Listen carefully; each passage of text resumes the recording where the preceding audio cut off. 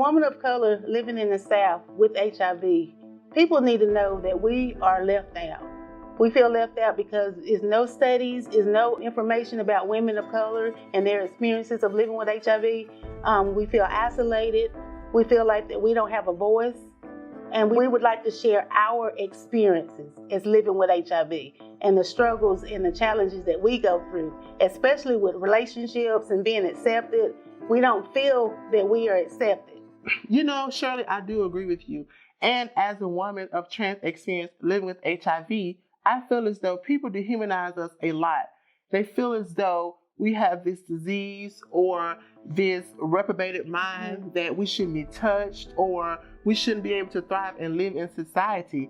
As women, it's oppression. We are ostracized. We are stifled. Our voices aren't heard as well.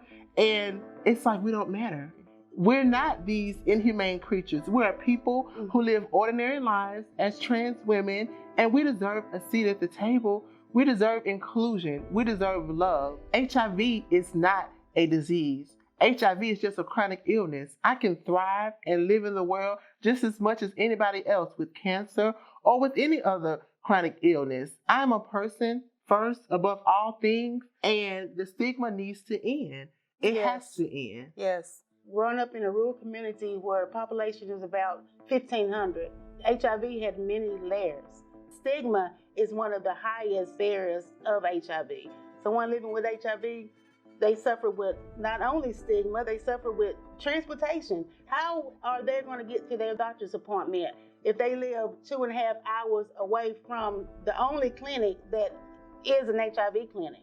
How are they going to afford to even pay someone to bring them to their doctor's appointment? You know, it's many layers to living with HIV. It's not just we're going to study and we're going to try to figure out how we can end the epidemic when we really don't know the resources or the struggles that people living with HIV, especially in the rural community, have. And ending the epidemic, I think, starts with education about HIV. The biggest misconception about HIV is that it's a disease that will kill you just like that. But that is not the case. You can take your medication, remain in medical adherence, and be able to be okay. It's not all bad. And people who are HIV negative look at us a lot of times like science projects. Oh, you know, they're experiments and we just want to give them some money, you know, to just remain in care and just brush us off. You know, there are people living with HIV and that is all they'll ever be. But it's so much more to life. It's so much more to that. It's so much more experiences and life lessons to learn. We can survive. We can live. There's life. I'm happy because there's life after HIV. Yes. It's not the end for us as we know it. So education, the miseducation and the misperception of education, Shirley, is a great ordeal in the South because everybody wants to be on one bandwagon as if HIV is this horrible thing to look at. But I'm here to stare you straight in the face and let you know that it's not. Yes. We're alive. Exactly. We're well, and we're okay. In 1998, when I was diagnosed with HIV, my diagnosis was a death sentence. My diagnosis is not a death sentence. I am not a victim. I am a survivor of HIV. And I am an educated Black woman living with HIV. So you can educate yourself about this virus and live a long and healthy life. It is not a death sentence. What our community can do is lead. You need to lead your community. You need to listen to your community. And you need to defend your community.